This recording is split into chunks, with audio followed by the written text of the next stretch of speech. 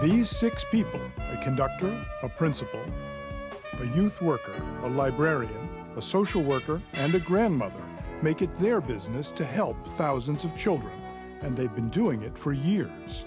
Does that make them heroes? No. Not at all. No. Well, that was quick. I wouldn't know. That's for soldiers. I don't know anything about that. I'm too busy to be a hero. I'm not a hero. I think I'm doing what I think every citizen of America should do, and that's give back. Those men and women are quick to say they're not heroes. But once you learn what they're doing to help our children and youth, we think you'll feel differently, and you'll want to join us in celebrating their achievements.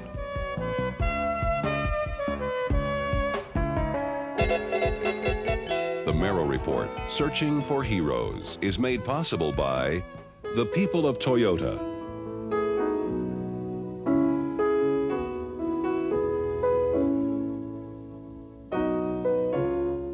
And by the Annenberg Foundation, Carnegie Corporation of New York, the Pew Charitable Trusts, the Ford Foundation, and the Annie E. Casey Foundation. The drumbeat of bad news, child abuse, teen pregnancy, failing schools, cuts in programs for poor children, threatens to obscure some important truths. Most children are learning. Many schools and youth programs are outstanding, and many adults are dedicating their energies, and have been for years, to helping our children. Our search for these heroes turned up 31 exceptional people all across the United States. We'll give you their names at the end of the program. Then we asked a panel of distinguished citizens to tell us which to profile in this hour. We begin in Dallas.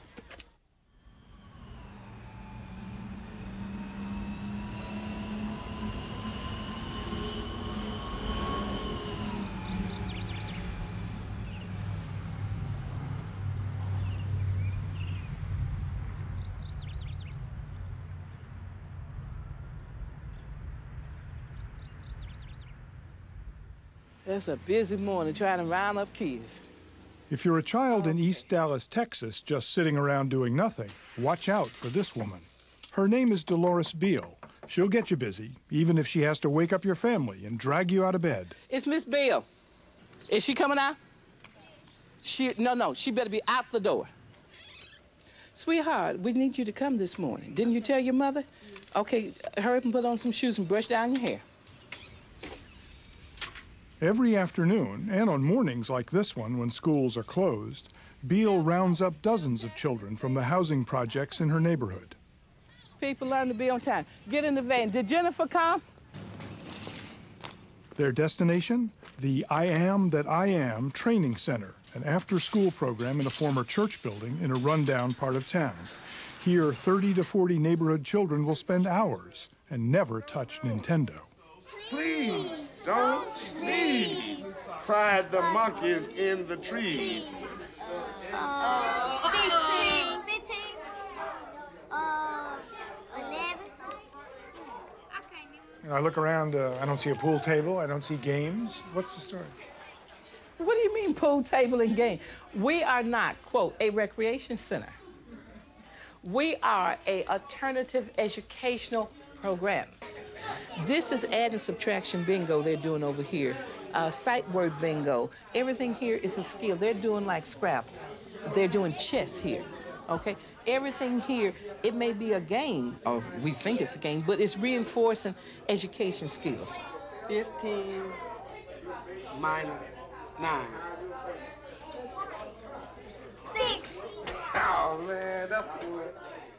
They can play in their spare time, but in their good time, they need to learn to W-O-R-K, okay? Mrs. Beal, a mother and a trained social worker, started this program 10 years ago out of pure self-interest. She was pushed into action by neighborhood teenagers. Some of them were breaking into the cars outside her church. And I wasn't gonna wait until my car was broken in, so I approached some kids hanging on a corner. And I approached them very dignified, okay? Being a lady as I am, I screeched my brakes, I had my radio up loud, I examined on there, and I walked up to these guys and I said, are you the ones that vandalizing these cars? And they looked at me and they said, this woman's crazy. I said, that's right. You get my car, I'm gonna get you. I said, but look, I put on plays, we put on skits, we do a lot of things. We're gonna be in a parade. Would you like to be in it? They said yes. I had 12 kids to meet me on time. We marched around the block, and when I came back, my name was Pied Piper because I had 30 kids with me. And that started I Am Center.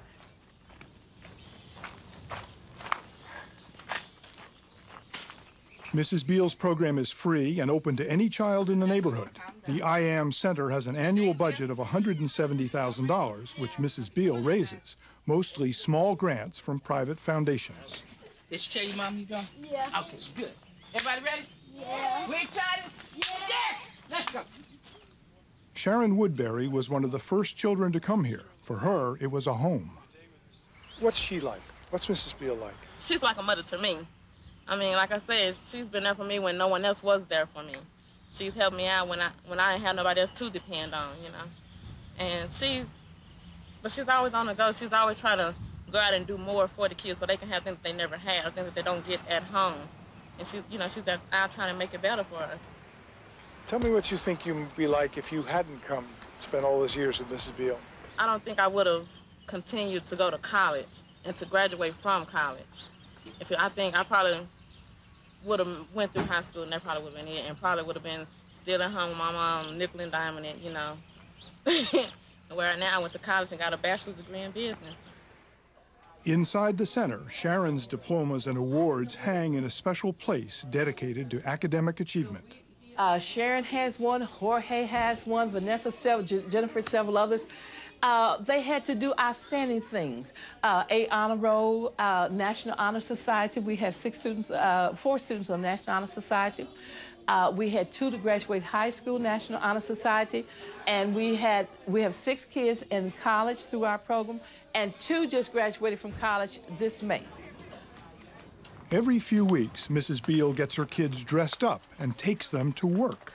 Today, her children are going to Allstate Insurance. She calls this a shadow ship. My name's Deborah. Say hi, Deborah. Hi, Deborah.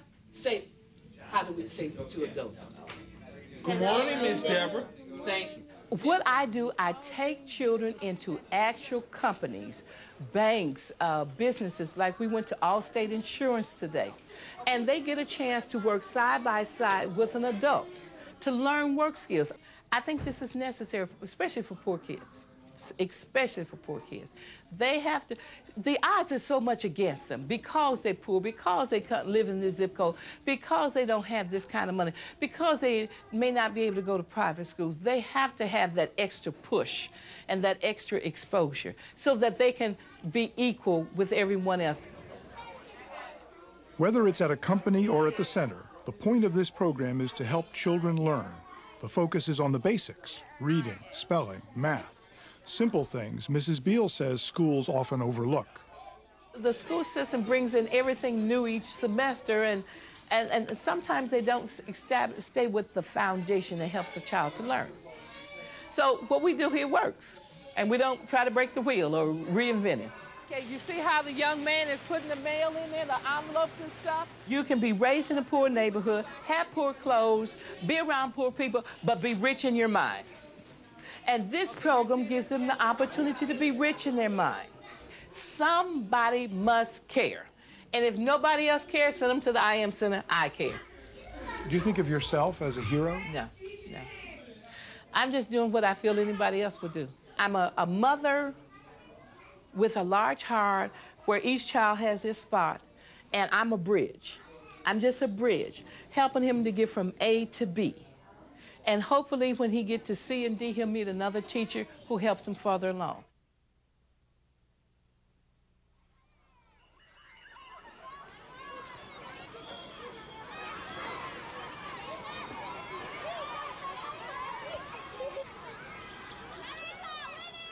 Many of the worst public school libraries in the country are in California. This library at Sorensen Elementary School in Los Angeles has only a few hundred books for 600 students. Many of the books are out of date, like this science book from the 1950s. The library itself, actually the stage of the school's combination auditorium cafeteria, is open only 3 hours a day with a part-time librarian. Paz Enciso is the principal. This library behind you, it's really one wall of shelves. Right. Is this adequate for your children? Oh, definitely not. No, not at all. Not at all. This is just so they realize that there's still a library in existence. That's all it's for. It doesn't really service all of our kids. It can't. We have too many kids, and as you notice, there's not enough materials up there. But millions of children in Los Angeles County have an alternative, the 88 public libraries. Last year, children in LA County checked out more than 4 million books. Every day after school, thousands of children go to public libraries for homework clubs and tutoring sessions. The county librarian in charge of these and other children's services is Penny Markey. We are, in essence, the school libraries. You went visiting a school library. They have no resources. When a teacher gives their child homework that they need resources for, that's where they come, is the public library.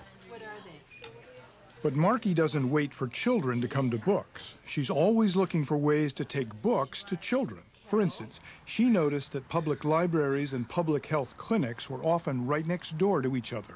We went in and we saw women watching the soaps on the videos, or they'd just be sitting there, never say a word to each other.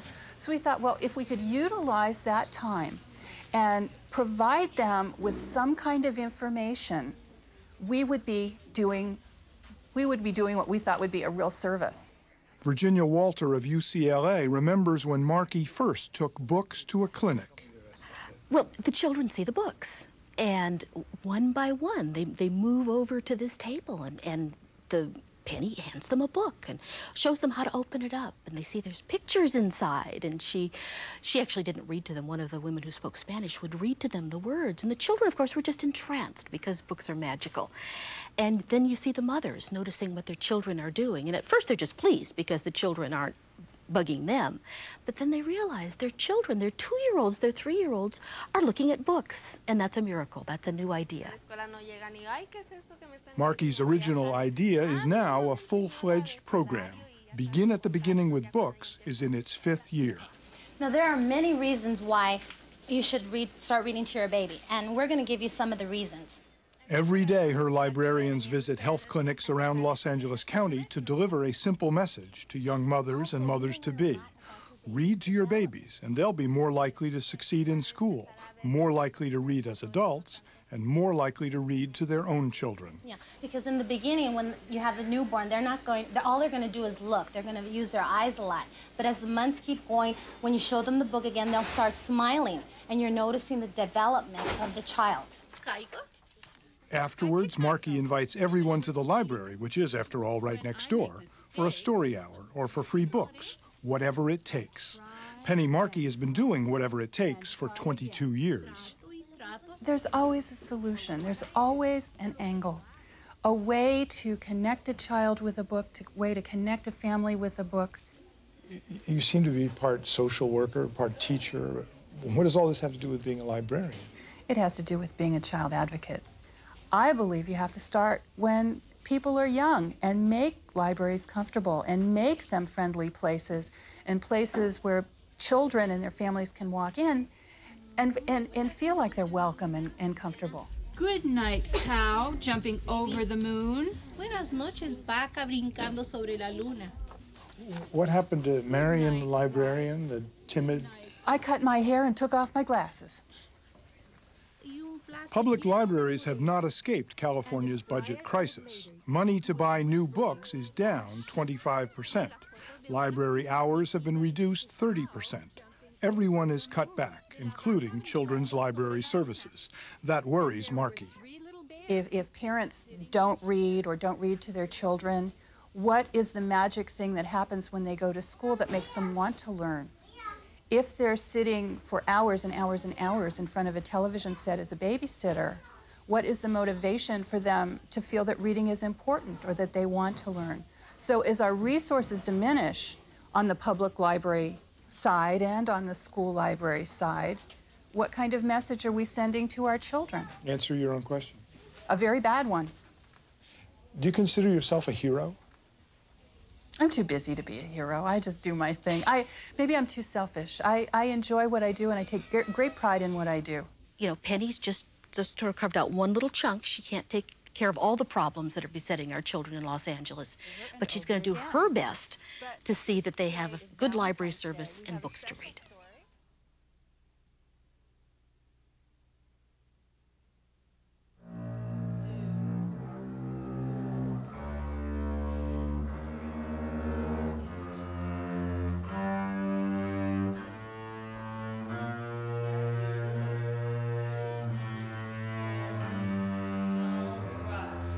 It's Saturday morning, and throughout this Washington, D.C. public high school, hundreds of children are learning to play instruments. When they get older and better, they'll spend their Saturdays here, on stage, with conductor Lynn McLean. He's the founder and director of the Washington, D.C. Youth Orchestra. The program is in its 35th year and draws children from public and private schools across the nation's capital and the surrounding suburbs. All you need is $25 and the desire to play.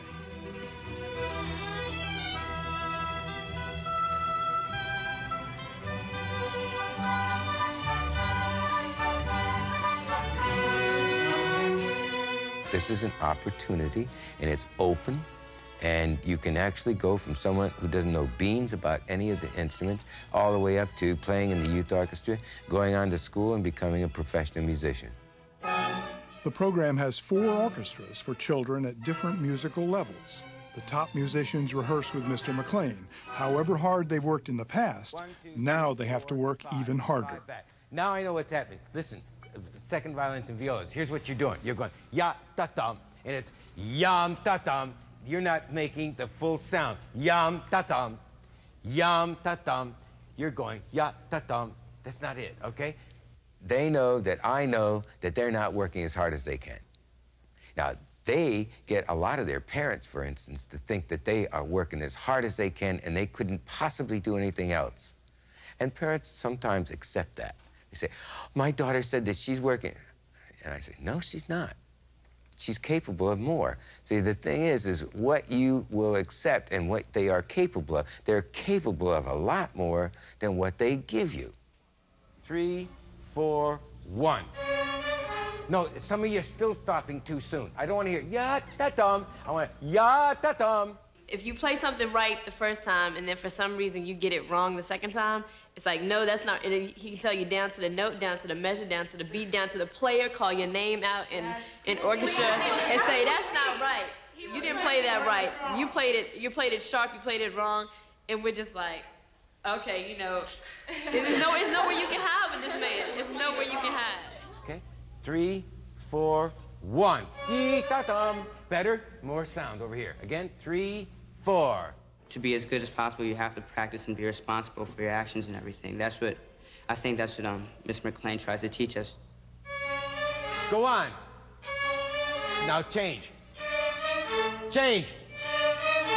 1 and 2 and 3 and 4 and 1 and 2 and 3. Okay. He's trying to invoke upon us how important it is for us to try to aim our highest in order. He doesn't want us to be satisfied with just passing by. He wants us to be the best. 1, 2, 1.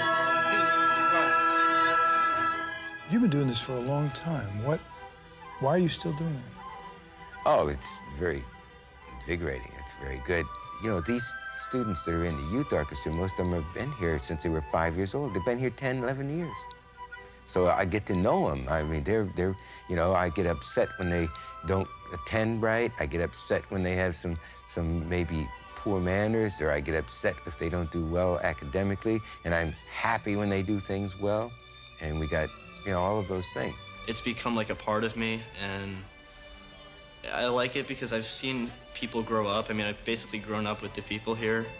And you think, I mean, like, I've known people here longer than I've known anyone else. You grow up with a lot of people. They become part of you, like your family, because you see them since they was like 5 and 6 years old. Then they grow up 15, 16, and you just get used to them. You get used to seeing everybody every week.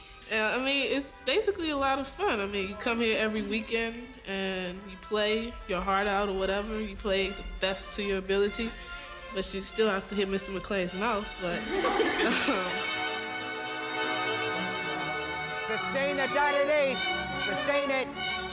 They really do need this type of discipline. Our children need much more order to their life. They need their involvement of adults, not just their parents. They need adults, older people, showing them and caring about it and putting them in order. More than 50,000 young men and women have played in this orchestra since Lynn McLean started it in 1961.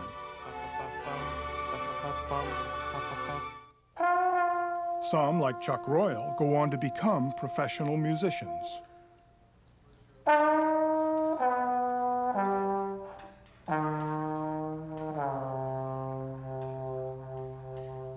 Are your standards higher because of him? Definitely. Because what it is that at that age, you got to understand, most people say that pick up an instrument, especially children in a music school, the teachers are just kind of happy if you get the song out, get a note. Okay, thank you, kids. You play for the parents. It's cool. This thing was like putting them in a conservatory at that age. You know what I'm saying? It was like the standards of performing the music. It wasn't enough to play the notes. It was like, well, your pitch is off. The center of your tone is off. You know, the standards were that of a conservatory. You know, and if you grow up like that, naturally, that's going to become a part of you. That is, if you take on to it, you know, and I did.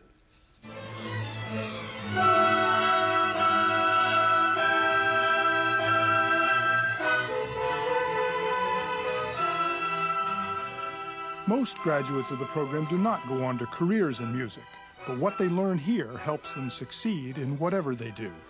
Dr. Gary Dennis played viola in the orchestra in the 1960s. Today, he's head of neurosurgery at the Howard University Medical Center. As a neurosurgeon, I certainly learned a lot of discipline and concentration. They've helped me a lot. I mean, the concentration that it takes, the repetitive practicing, the listening. And in fact, what Lynn McLean does is he teaches each of the students to listen to themselves.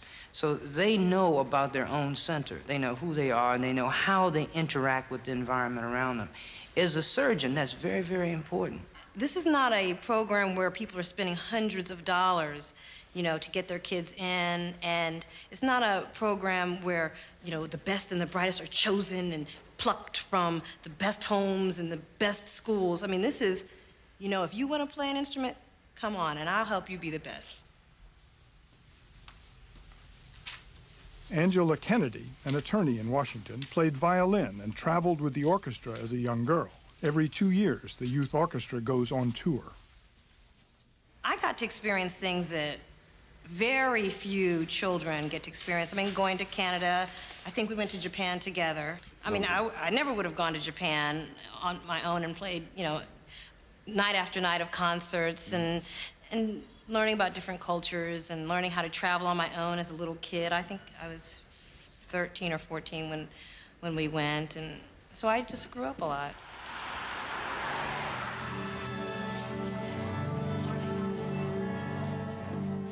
During the school year, the orchestra performs at home. Tonight's concert is at the Lincoln Theater, one of the oldest in the nation's capital. Children of all ages will get a chance to play tonight, but the last performance belongs to the youth orchestra and Lynn McLean.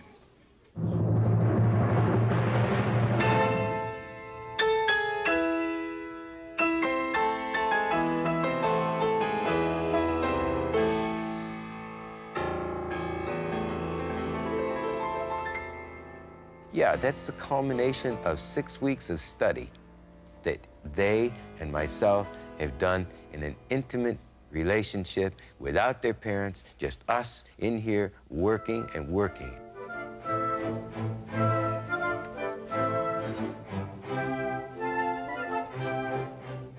What all these musicians, past and present, want most of all is to play well on nights like tonight.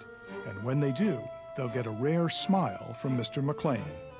It was kind of a group performance kind of smile after we had all worked together, because something important about an orchestra like that is it teaches you how to work with other people. It teaches you how important each part is to the whole. And when that beauty is created, when that momentum is there, everybody knows it. Not only him, but every single student. And that is the kind of smile that we all wanted. It's a smile inside as well as a smile outside.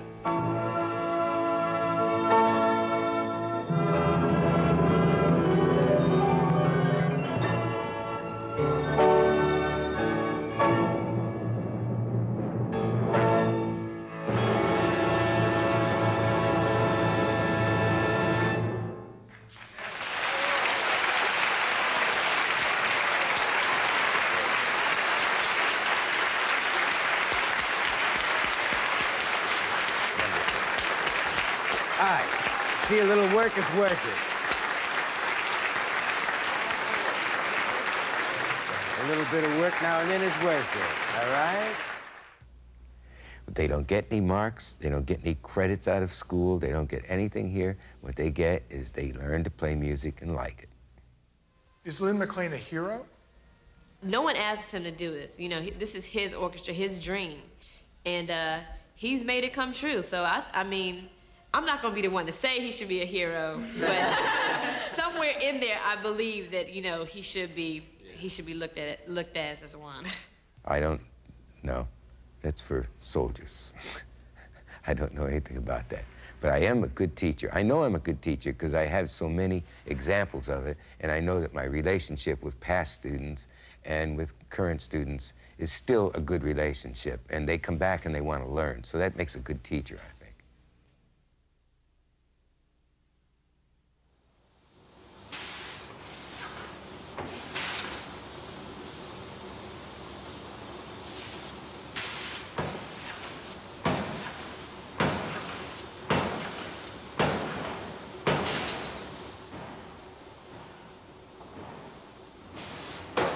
This is a story about changing lives.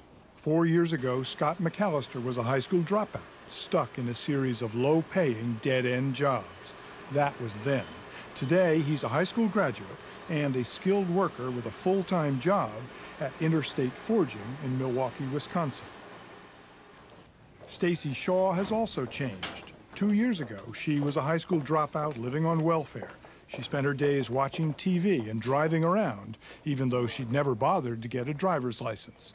That was then. Today, she's a student at the Milwaukee Area Technical College. I'm studying for my associate's degree in administrative assistant, and I have my driver's license now. So this is Stacy Shaw, who was a high school dropout, now has a high school diploma, Mother and of two. soon will have a 2-year college degree. Yep, and one more year. I'm almost done with 1 year. Is it different when you wake up in the morning? I got somewhere to go, you know. I just don't get up in the morning and say, I wonder what's going to be on Oprah today, or, you know, what am I going to do today? I know I got somewhere to go. My whole day is completely full. Stacy Shaw and Scott McAllister say they owe their newfound success to Tony Perez. He is great. He is great. I mean, he got a spot in his heart for young, underprivileged adults. He has a spot in his heart for them. What I see him doing is doing two things. He's helping out the community with the work that needs to be done, and he's giving people that have no skills or education, skills in education. Every year, Tony Perez and his Milwaukee Community Service Corps give about 130 young men and women a second chance. Most of these young people dropped out of high school for a variety of reasons. Well, the reason why I dropped out of high school is because I wanted to take care of my daughter, spend more time with her, and be around her a lot. I dropped out because I wasn't motivated to go. I couldn't motivate myself. It was just family problems that I couldn't stay home. I dropped out of high school at the age of 17, and the reason was because I had to raise kids and 2 younger brothers because I ain't had no parents around. I dropped out of school about 1.5 years ago because I was just bad. Tony Perez founded the Service Corps in 1990 to give dropouts that second chance. The Corps combines work and school. 4 days a week, the young men and women work in the field, learning from professionals. 1 day a week, they attend class to get their high school diplomas. Tony Perez expects a lot from his corps members. It's not the amount of talking, it's the acting. And since this is a place where you act your talk, that's what we expect of them. From the beginning, Milwaukee and its mayor, John Norquist, have supported the Corps and Tony Perez. The idea is for young people to get into the workplace. A lot of kids have no idea how they're going to do that. They don't know how to get into apprenticeships. So the Service Corps provides work to people that haven't been in the workforce, in some cases kids that have gotten into trouble. And they get their life straight in the Corps, and then they go into the trades. And we've had a lot of kids go on and get journeyman's licenses and get good family supporting jobs. So it's a wonderful program that way. And the construction industry likes it, the building trades like it, everybody likes it, the neighborhood likes it because they're always working on projects that add value to Milwaukee. And that work begins early. Punch in and be ready for calisthenics by 7:30. Okay, today's first exercise will be our rotation. Why calisthenics? Yeah, it's not exactly where you're going to train to make the Olympic team. That's not the intention. The intention is to have a place to congregate. It's also, can we act in unison? Can we try to work and act in some kind of a sense of harmony? Teamwork is an important part of what Tony Perez is trying to teach Corps members. The rest of his curriculum? Discipline, hard work, and responsibility. The program takes 12 months, and only about half of the original group of 130 will make it all the way through. Corps members begin at minimum wage, about $170 a week. As they progress, they can earn more, but that's not why they join the Corps. They want the skills and the education necessary to succeed. The training begins here, changing a rundown bathroom in a housing project from this to this. We were putting up drywall in the bathrooms, and the day before yesterday, me and Willie here, we were getting the walls prepped as far as putting in insulation, and then we tape and mud the seams and go over the screws, cover all the holes and cracks, and then just prep it for the painters. Proud of your work? Yes, I am. It's just like, it's my name. When you go by this, I did that. So I take pride in it. So you're really learning real skills then? Yeah, real skills. Using a lot of equipment that I didn't see myself using, being 21. The job I just got now, I'll be starting in March. I believe I got it because of the skills and the experience with machinery I've had already. They were very surprised. The Corps has a 2-year contract to refurbish 421 apartments in this complex. The organization relies on contracts to meet its annual budget of $2 million, but about half the budget comes from federal and state grants, that is, tax dollars. Milwaukee Mayor John Norquist says the Corps is worth it. He likes what Tony Perez is contributing to Milwaukee. Tony's the kind of guy that adds value to Milwaukee. Tony's just focused. He's focused on changing the lives of these kids and helping them become productive adults. He's a teacher, and he's just totally committed to it. That's why he's successful. Tony Perez is a good man. He's a man who understands how it's like going through life, and he goes out of his way to help you.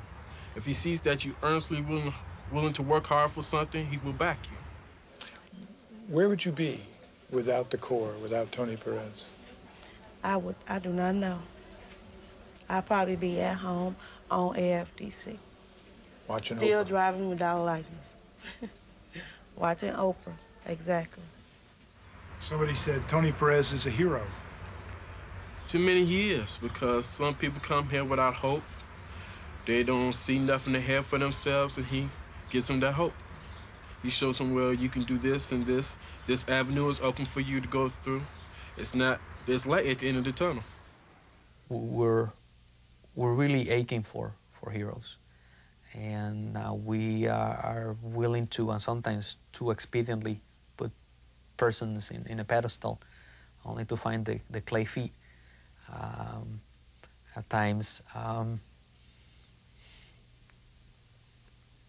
I prefer not to be called that. What would you rather be called? Respectful. If I can be respected.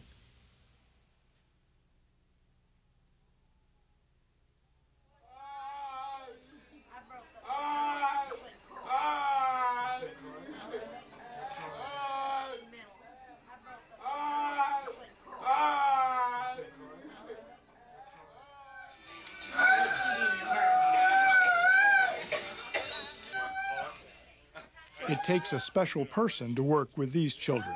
They are severely disabled, both mentally and physically, and they need round-the-clock care. They get it from this woman, 82-year-old Vantrese Russell, grandma to the people in this room. Can you say hi? That's the nicest name you can have. Children can have more than one grandma. They can't have but one mama and one daddy.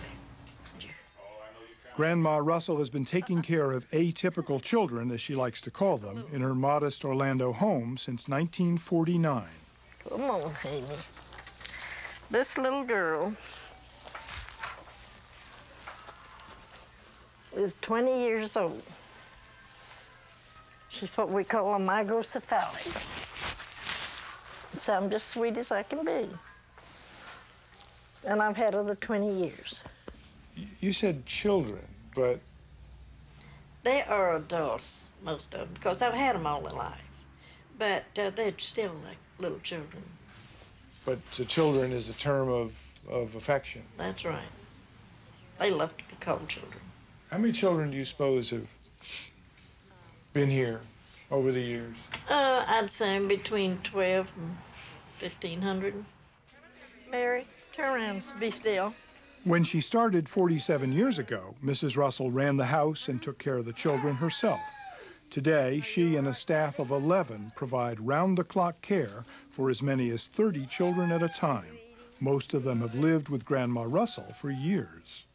We had tried nurses at home and one thing and another and just didn't work. So it was just worked like a charm from the beginning. In 1949, Mary Starr asked Mrs. Russell to take care of Marilyn, her brain-damaged daughter. Marilyn has lived in Mrs. Russell's home ever since. Give me some adjectives to describe her. She is incredible.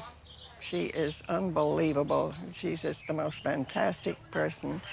And that's not just my opinion. Anywhere that you mention Mrs. Russell's name, the wonderful things that she has done and has accomplished is known. He don't like to lay on his back, but sometimes we do. Let's lay on our back and see what we do. There we go. There we go. What drives her, would you say? She has a force that's uncanny. It is patience, it is love for these children. She has that love in for her own children, grandchildren, great-grandchildren, outsiders. It knows no bounds. Why do you do this? I want to. That's the only thing I can tell you. But it's been part of my life. When I first started, I really had to take children to have ends meet financially. But I have lost everything I had at times. I've had the kitchen cabinets taken out of the kitchen. I've had my telephone off the wall. I guess I've lost 1 or 2 cars. But that goes with life. When you have a big family, I was a mother of 7. Had the electricity turned off? Yeah, now I've had that done a couple of times. Today, matters are less precarious. The home is better organized, with a board of directors and an annual budget of $500,000, almost all of which comes from private donations and the children's Social Security payments. From the beginning, the community of Orlando has been there for the Russell home, especially through the tough times. Charlie Collins is Mrs. Russell's lawyer and friend of 40 years. When we were putting on the addition, we had no money on a Monday to pay carpenters on Friday. We were finishing up. We got a call from, I think it was the Boeing Employee Fund from the Cape. I had taken Ms. Russell over. They said, how much to finish up? And I called the builder, and he said $15,000. And on Thursday, I took Ms. Russell over, and we had the money to finish the home. I don't want to be. I got a load of trunk for a change. Oh, you have? Well, Ted will get it in for you. Thank you so much. While I was sitting talking with her, a man walked in with a big box. I'm not sure whether it was vegetables or clothing, but he said, my wife said to bring this over. And just this morning, I was talking with a guy. He said, oh, yeah, I go out there. I bring out stuff. Does that happen a lot? Happens all the time. The community is just so generous as far as Ms. Russell and the Russell home is concerned. We have one gentleman that comes in at midnight every Sunday night after going to church. Ms. Russell says, you can set your watch to him. He brings in 3 dozen peanut butter and jelly sandwiches that he's made after his evening church service. We have other ladies that maybe bring $5 a week, and that have been doing that for 20 years. Brought you some clothes and some food. Wonderful. Okay? And some toys. And some toys. Yeah. It seems as if Mrs. Russell brings out the best in people around her. Absolutely. And it isn't just these children. It's people that stop in that need help or advice or encouragement or occasionally a little jacking up on their behavior, you know. She can do it in the kindliest way, and it's so effective. I guess the thing that that draws me so close to her is her devotion and just the sense of the contentment that she has to what she's doing. I have never heard her express any sense of frustration or being unhappy or needing any time off. Never, never, never. I've never known her to take any salary. We had a very generous man, the local car dealer, that made a substantial contribution to the home. Part of it was to see that she got money every year for a vacation and money to take a companion. Her husband is now deceased. She's never used it. She's never used it. You know, I think of people who work the way she does as ambitious or driven, but you said contented? Most contented person I have ever known. I really can't describe how a person her age can physically and emotionally stay under those circumstances with all the children to take care of and to run the home as she's done. You know, she's just a unique person. You know, I asked your attorney, Charlie Collins, for an adjective that describes you, and he said contented. Happy as I can be. Is that true? Yeah. People who haven't worked with some of these children around them or been involved with them has missed half of their life. I wouldn't trade it for nothing in the world. They need me as bad as I need them. If I didn't have something to do for them, I'd be lost. You get a satisfaction out of knowing you're doing something for somebody. I don't care how little it is nor how big. Kim, did you have a good day today? Yeah. You did. Who'd you see? A kind word or a smile to these children means more than you'd ever know to them. But Ms. Russell, haven't you done enough? I mean, you raised 7 of your own children. Why? I got 33. I got 29 grandchildren, 33 great-grandbabies, and 4 great-great-grandbabies. 5 generations. So why have all these other children coming in here? Why not just sit on your porch in your rocker and rest? Now, I can't do that. I can't be without something to do now. Anybody that says that they don't have nothing to do, there's something wrong with them. If you have to go out and pick up rocks and throw them over the fence and go over there and throw them back. Keep busy. Don't never say I can't do something. Do you think of yourself as a hero? No. Not at all. Just an everyday person just like you and anybody else. We all have to work. I look at Babe Ruth maybe as a hero, but I don't look at him as a saintly, contented person. I look at her as a saintly, contented, devoted person. Will you keep right on doing this until the end? Yeah. Till God tells me I got to stop. As long as I'm able to open my eyes in the morning and say, it's another day. It's the grandest feeling in the world, especially when you get my age.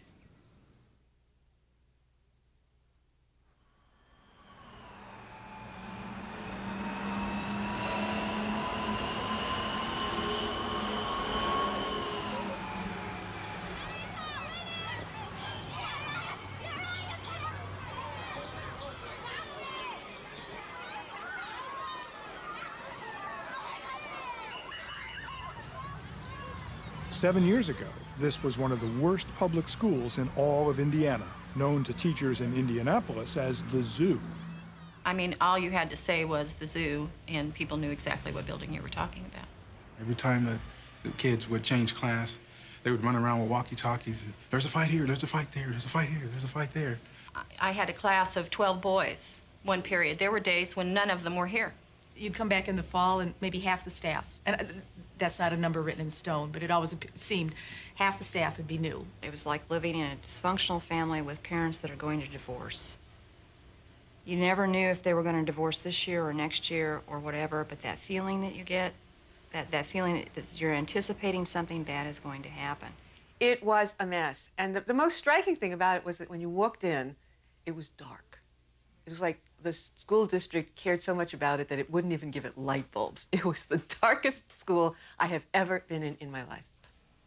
In 1989, Harshman Middle School had the lowest test scores and rate of attendance in Indianapolis. It had the reputation as the school that no one could fix.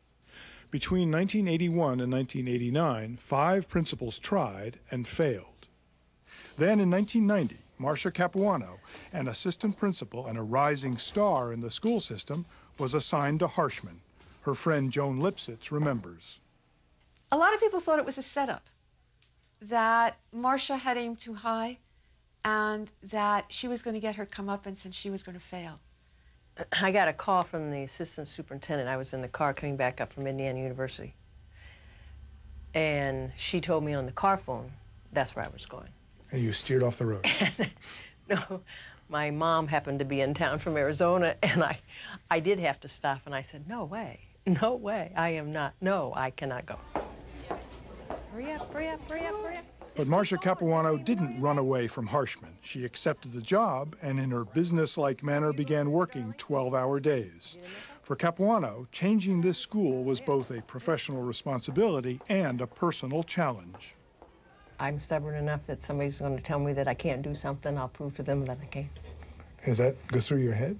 I think it went through my head at that time. Mm-hmm. She got light bulbs. Now, you're laughing, but that's a wonderful thing to happen, that people from the community could walk in and see a visible difference in this school. The kids' work started being up on the walls and you could see it. Joan Lipsitz learned about Harshman when she worked for the Lilly Endowment, a private foundation that later helped pay for some of the changes at the school. The first thing that she really looked at was the absenteeism rate, which was abysmal. And she said, why are these kids absent? And instead of saying it's because they're dirty, rotten kids, she really started looking and she realized these kids did not have access to health care for a variety of reasons. And she said, we can't teach them if they're not healthy. And she wrote a grant proposal and she got the first health clinic at a junior high level in the state of Indiana. Does it hurt all over or is it just one certain spot of your stomach? Right here in the middle. Our goal in having the clinic here was not to make the parents and the children have to rely on Harshman Middle School. But it was to give the children in this community the idea of a medical home and the importance of a medical home. They see Lori, who's our nurse practitioner. They have a relationship with Lori. In adolescence, that's a real tough age. So if they have somebody that they trust and somebody that they know, they'll go and see them for their physical needs as well as sometimes their emotional needs. Right there? Today, nearly every child at Harshman receives free medical care, and now children don't miss school because they're sick. Attendance has risen to 93%. Capuano also addressed children's emotional needs by creating a network of support groups for children with problems at home, groups that deal with everything from alcoholism to drug abuse and divorce. Children that live in disadvantaged situations or poverty situations have a lot of issues that they don't control. They live in situations where substance abuse is a problem, physical abuse is a problem. They could live in multiple dwellings where chaos and confusion goes on. But is this any of your business as a school to have kids talking about their parents being drug abusers or alcoholics? it becomes your problem when you're trying to educate them, because the kids are not going to unload their baggage at the front door of your school building. They come to school with their life. They come to school with their experiences, and those are the experiences of children who sometimes have not all the advantages that other people in the world have. For Capuano, healthcare is one of the basics. So is reading, which she encourages in her usual direct manner. On nearly every wall of the school are slogans and banners urging kids to read. To Capuano, this makes perfect sense. Well, to me, John, if the kids can't read, there's not a lot of other things that they're going to get good in unless you're working on that at the same time. But there's all this cheerleading. How does that lead to reading? You have to be a cheerleader for all the kids. All the kids don't have all kinds of cheerleaders at home or live in environments where there is somebody cheerleading for them. And even if they do, all adolescents need cheerleaders. They all need an extra boost, an extra oomph, an extra hug, an extra everything to get them through, you know, a time in their life when life is difficult. I know, but you're late. Darren, where are you coming from? Since Capuano took over as principal in 1990, community support, test scores, and morale have gone up steadily. Today, everyone says this school works. She gave us permission to try things. You come to her and say, I want to try this, and she'd go, okay. And then come back, did it work? No, it didn't work like, well, drop back a couple steps, give it another try. She demanded more of me.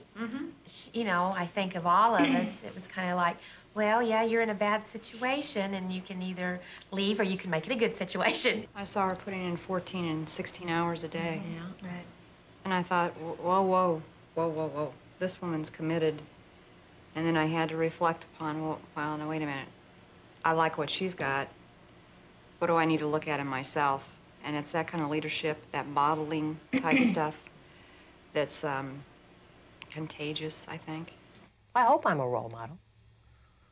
I mean, when I hire a teacher in a middle school, that's the first thing I tell them. I always ask them, share with me how you see yourself as a role model for middle school children, because, you know, these kids, they watch everything you do, everything you wear, everything you say, how you talk, how you treat each other. I mean, so, yeah, I would consider myself a role model every day here. Is it fair to say Marcia's a hero?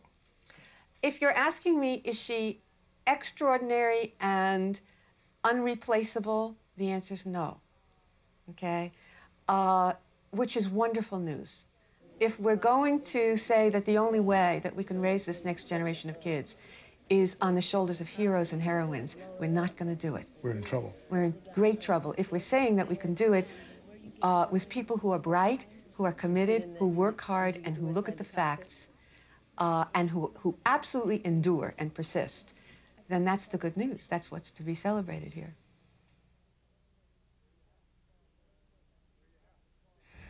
There you have it, 6 men and women who give back far more than they take.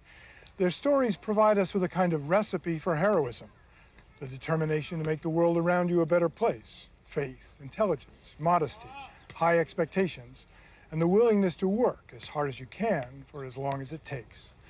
We salute these exceptional people, and we thank them for inspiring the rest of us. To learn more about the Merrill Report, visit us at PBS Online at the internet address on your screen.